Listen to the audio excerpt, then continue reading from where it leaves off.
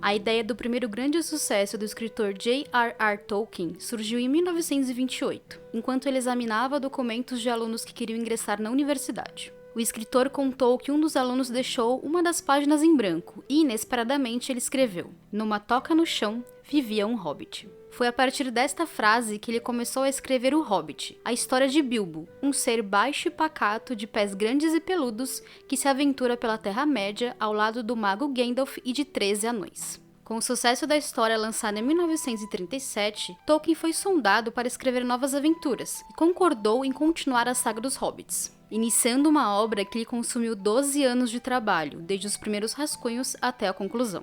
O elo para a nova história surgiria de uma escolha simples de Bilbo: roubar um anel de uma criatura conhecida como Gollum. Assim nasceu O Senhor dos Anéis, um dos livros mais importantes e populares da literatura mundial, traduzido para mais de 40 línguas e com mais de 160 milhões de cópias vendidas. E também um livro simplesmente impossível de fazer uma adaptação cinematográfica literal. Aos 18 anos, um jovem chamado Peter Jackson leu os livros de Tolkien pela primeira vez e se lembra de ter presumido que, algum dia, alguém faria um filme da história e ele gostaria de vê-la em tela. Nem o próprio Jackson imaginaria que ele seria um dos responsáveis por decodificar a extensa história de Tolkien e levar aos cinemas o poder da estética do escritor, não apenas comunicando suas ideias, mas cativando o público. E foi aí que a história tornou-se lenda, a lenda tornou-se mito e algumas coisas que não deveriam ser esquecidas se perderam. Eu sou Júlia Gavilã e esse é o Mais Que Um Filme. Enquanto trabalhava em Os Espíritos, em 1995, Peter Jackson e sua parceira Frank Welsh pensaram em fazer um filme original de fantasia para manter no mercado a Weta Digital, empresa de efeitos especiais fundada por Jackson para realizar os efeitos do thriller dramático Almas Gêmeas, lançado em 1994. Com a evolução das imagens geradas por computador após o lançamento de Jurassic Park em 1993, Jackson começou a planejar uma história de fantasia épica como O Senhor dos Anéis. Porém, sempre que ele tentava escrever uma história, ela se tornava algo muito parecido com os livros de Tolkien, quase um derivado. O cineasta se perguntava por que ninguém da indústria cinematográfica parecia interessado em adaptar a história de Tolkien para um live action. E, a seu pedido, seu agente Ken Kamis rastreou os direitos cinematográficos de O Senhor dos Anéis. A história das licenças de O Senhor dos Anéis e O Hobbit até o lançamento dos filmes é curiosa e cheia de percursos. Tolkien vendeu os direitos de cinema, palco e merchandising de ambas as histórias para a United Artists em 1968. Em 1976, eles venderam esses direitos para a The Sounds Company, que as licenciou por meio da Tolkien Enterprises, agora conhecida como Middle-earth Enterprises. Após as negociações, a United Artists ainda reteve os direitos de distribuição. No final da década de 1970, duas versões animadas das histórias foram lançadas para a televisão e para o cinema. A Rankin Bass licenciou os direitos de uma produção animada de O Hobbit, que foi ao ar na NBC em 1977. Juntas, a Tolkien Enterprises e a United Artists lançaram o longa animado de O Senhor dos Anéis, dirigido por Ralph Bakshi, mas a história é apenas até aproximadamente a primeira metade do livro. Jackson mantinha uma relação contratual com a Miramax desde Almas Gêmeas, e embora ele e seu advogado não tivessem certeza se ele era contratualmente obrigado a apresentar uma proposta do filme primeiro à Miramax, ele decidiu fazê-lo por cortesia. Na época, o estúdio estava trabalhando com Zaentz em O Paciente Inglês, e Jackson acreditou ser uma forma de conseguir os direitos cinematográficos de O Hobbit e O Senhor dos Anéis. Ainda nesse período, o cineasta percebeu que seriam necessários vários filmes para adaptar os livros adequadamente, mas optou por contar a história em uma trilogia. O primeiro seria baseado em O Hobbit, e se o primeiro filme fosse bem sucedido, ele faria outros 2 filmes de O Senhor dos Anéis, que seriam filmados consecutivamente e lançados com 6 meses de intervalo. Ainda durante o processo de desenvolvimento inicial, Jackson aceitou a oferta da Universal Studios para filmar um remake de King Kong. A Miramax não gostou do acordo, apesar de Jackson manter o interesse em fazer O Senhor dos Anéis logo depois. Para apaziguar os ânimos, o diretor até sugeriu que a Miramax e a Universal distribuíssem ambos os filmes. O estúdio ainda conseguiu incluir Shakespeare apaixonado no acordo. Porém, a Universal cancelou a produção de King Kong em 1997, sobrando apenas a Miramax para apoiar o projeto de O Senhor dos Anéis. Foram 6 meses de conversas para a conclusão da definição dos direitos. As negociações foram longas devido à intenção da Miramax de impedir que Zaentz produzisse o filme, além do fato dos direitos de distribuição de O Hobbit estarem nas mãos da United Artists. Na época, Jackson e Walsh pediram ao cineasta neozelandês Costa Botes para escrever uma sinopse cena por cena dos livros, reorganizado por Jackson como base para seu tratamento na tela. Entre a sinopse e o tratamento, Jackson decidiu cortar diversos elementos, como Gildor, Tom Bombadil, Gamburigan e Creaky Hollow.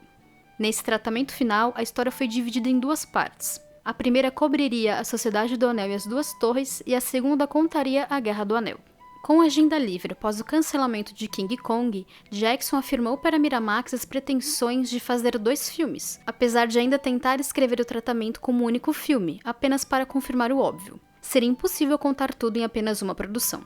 Um tratamento foi apresentado à Miramax, que concordou com 2 filmes em um orçamento total de 75 milhões de dólares.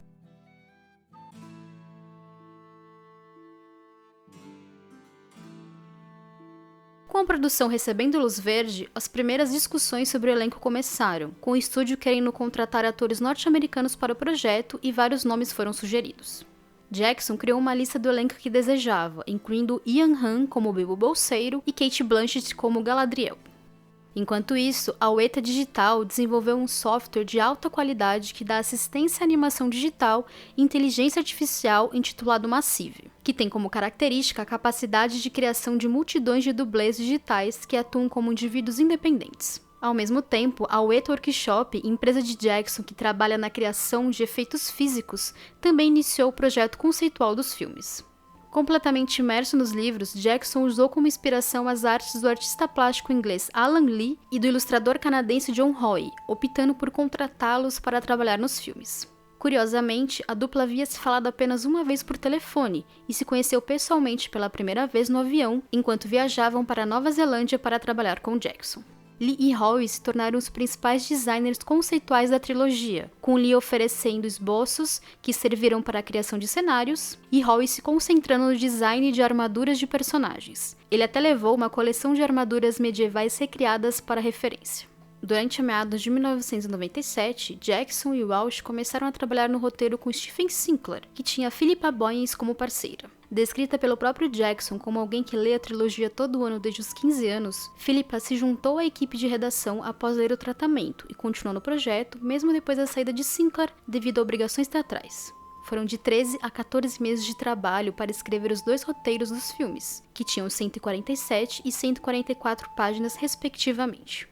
Nesse período, Jackson e Miramax concordaram em seguir um cronograma de produção de 110 dias, começando em abril de 1999 para o lançamento do primeiro filme no Natal de 2000, enquanto o lançamento do segundo filme seria no feriado do Memorial Day de 2001. Porém, à medida que o projeto ia sendo desenvolvido, a Miramax ficava cada vez mais preocupada com o orçamento e começou a pedir para que a história fosse reescrita para que a produção pudesse cortar custos. Eles apelaram para tudo e até a morte de um dos hobbits foi sugerida.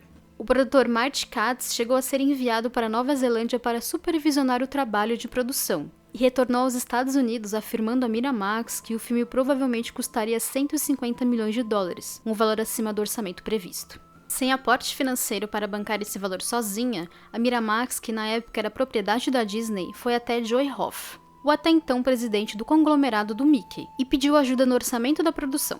Hoff conversou com o CEO Michael Eisner sobre a possibilidade de investimento, mas o pedido foi recusado porque Eisner havia exigido cortes nas produções da Disney no período.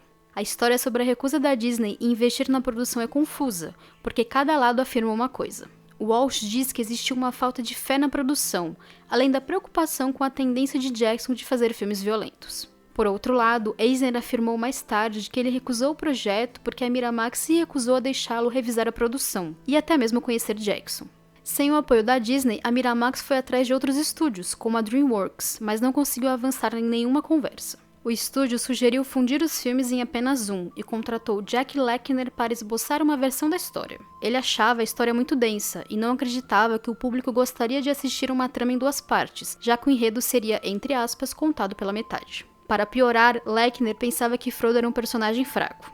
No fim, ele sugeriu a exclusão e modificação de cenas importantes, como a Batalha do Abismo de Helm, fundir Rohan e Gondor, encurtar Rivendell e Moria, o que eliminaria a sequência do Balrog, e retirar todo o sequestro de Merry e Pippin. Satisfeita com o que leu, mas completamente alheia à história original, a Miramax elaborou um cronograma para a produção desta versão. Apesar de não gostar de ver os roteiros sendo destruídos, Jackson ainda tentou convencer a Miramax a fazer o primeiro filme no orçamento, ou fazer um único filme que teria 4 horas de duração. O estúdio recusou, insistindo que a história inteira deveria ser contada em apenas um filme de 2 horas. A partir daí, começou uma guerra entre cineasta e estúdio, com a Miramax declarando que qualquer roteiro ou trabalho feito para o filme, incluindo o material da Weta Workshop, era deles. Determinada a produzir o filme como queria, a Miramax ainda contratou o roteirista iraniano Hossein Amini para reescrever o roteiro, e pressionou Jackson sobre ter um diretor pronto para dirigir o filme se ele não aceitasse as mudanças exigidas. Após o agente de Jackson informar a Miramax que eles não poderiam usar roteiros ou designers do diretor se outro cineasta fosse contratado, o estúdio relutantemente concordou com o primeiro filme, mas ditou condições draconianas para recuperar o dinheiro que investiram na produção. Sabendo que não teria espaço para contar a história como queria, Jackson fez um making-of de 35 minutos para vender o projeto e mandou os roteiros para vários estúdios, mas a maioria não se interessou. Jackson queria fazer a produção na New Line, onde seu amigo Mark Ordesky, um fã dos livros, era executivo.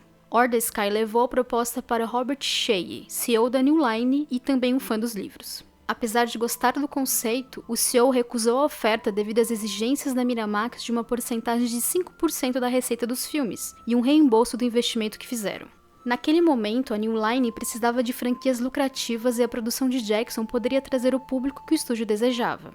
Malandro que só, Jackson fingia que estava ocupado conversando com outros estúdios para dar a impressão de que ele tinha competição para conseguir o projeto. No fim, o CEO foi convencido pelo making-of feito pelo cineasta e demonstrou interesse em fazer uma trilogia, sugestão aceita com entusiasmo por Jackson. Ajudava que a direção de distribuição internacional da New Line acreditava que o filme teria um bom retorno financeiro fora dos Estados Unidos. No fim, a New Line adquiriu os direitos da Miramax para desenvolver os filmes por cerca de 12 milhões de dólares, além da porcentagem de 5%. A partir daí, Jackson, Walsh e Philippa tinham 3 novos roteiros para escrever.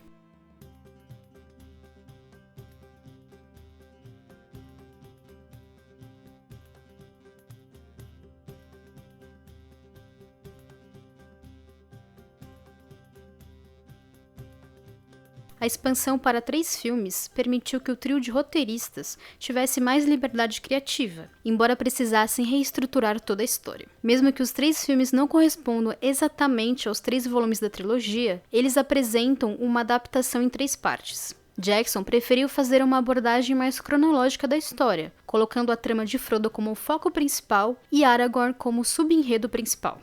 Além dos próprios livros, os roteiristas também consultaram a biografia de Tolkien, livros acadêmicos escritos sobre suas obras e cartas do autor para escrever o material. Apesar de tentarem, os herdeiros de Tolkien não quiseram ter envolvimento na produção. Muito esforço foi colocado para criar narrativas satisfatórias e garantir que o ritmo não fosse prejudicado. Com novas sequências, há também expansões em elementos que Tolkien manteve ambíguos, como as batalhas e as criaturas. Para fins de ritmo e desenvolvimento de personagem, o trio de roteiristas fez várias mudanças na história, omitindo ou condensando eventos dos livros. Esse é o caso do período de 17 anos entre Gandalf deixar o anel para Frodo e retornar para revelar sua inscrição. No fim, esse tempo é compactado por razões óbvias. Outra mudança fundamental foi o fantástico prólogo que condensa o cerco de 7 anos da última aliança de Barad-dûr em uma única batalha. Esse prólogo compacto, mas eficiente, é fundamental para apresentar ao público esse universo, para que eles o entendessem quando a jornada de Frodo começasse. Philippa contou no DVD especial da versão estendida do filme que ela e Walsh escreviam o roteiro juntas e levavam o material para Jackson reformular com sua visão. Em cenas de ação, elas simplesmente escreviam e eles lutam, sem qualquer descrição detalhada. Elas simplesmente deixavam a cena para Jackson construir da forma que queria, sabendo que esse momento viraria 20 minutos do filme. Durante as filmagens, os roteiros continuaram a evoluir, em parte devido às contribuições dos membros do elenco, que buscavam explorar ainda mais seus personagens. É impressionante ver que a Sociedade do Anel não envelheceu com o tempo, e isso se dá à escolha de Jackson e de sua equipe de usarem de forma inteligente efeitos especiais digitais, práticos e de maquiagem. Muitos conjuntos de miniaturas foram criados para o filme e adicionados na edição em cenas filmadas em fundo verde. Um efeito perceptível que aparece na maioria das cenas envolve definir uma escala certa para que todos os personagens tenham a altura adequada. Elijah Wood, que interpreta Frodo, tem 1,68 de altura na vida real, mas seu personagem tem menos de 1 metro de altura. Parte do truque foi criar cenários em escalas maiores para parecer que os hobbits são pequenos no mundo fora do condado, ou filmar separadamente cenas com personagens da Sociedade do Anel. Um dos truques mais antigos do cinema, a perspectiva forçada, foi a melhor amiga de Jackson durante as filmagens, para que os hobbits parecessem menores interagindo com homens e elfos. Como o livro apresenta descrições super detalhadas desse universo, a Weta Workshop não precisou esperar pelas descrições do roteiro, o que ajudou a agilizar o trabalho de produção. Jackson conta que ele fez um longo discurso no início do trabalho sobre como ele queria que a equipe de produção imaginasse que a história do livro era real, e eles estavam filmando nos lugares onde a história aconteceu. Parte desse pensamento está na construção dos objetos de cena. A maioria desses objetos precisaram ser feitos do zero, porque a produção não poderia encontrá-los em lojas ou antiquários. Além de estruturas enormes, objetos variados como cachimbos, cadeiras, xícaras e copos foram criados especificamente para o filme. Trabalhadores de toda a Nova Zelândia foram contratados para trabalhar no filme. A figurinista Nigella Dixon e 40 costureiras criaram 19 mil fantasias, 40 por versão para cada ator e dublê, gastando as peças à medida que a aventura avançava. O objeto mais importante da história, o anel, foi criado por James Hansen. Ponto de referência para o design foi o anel de casamento do produtor Rick Porras, que sugeriu o adereço após um teste de cena onde Bilbo coloca o anel no envelope que está nas mãos de Gandalf. Todo o trabalho de construção da Terra-média foi intenso, trabalhoso e muito detalhado, e em alguns casos um processo natural. Desde a sonoridade certa para cada idioma, as escolhas de câmera e a impressionante trilha sonora de Howard Shore, cada detalhe foi pensado para que O Senhor dos Anéis ganhasse vida fora das páginas e da mente criativa de Tolkien. As principais filmagens da trilogia foram feitas simultaneamente na Nova Zelândia de 11 de outubro de 1999 a 22 de dezembro de 2000, com A Sociedade do Anel sendo lançado em 10 de dezembro de 2001.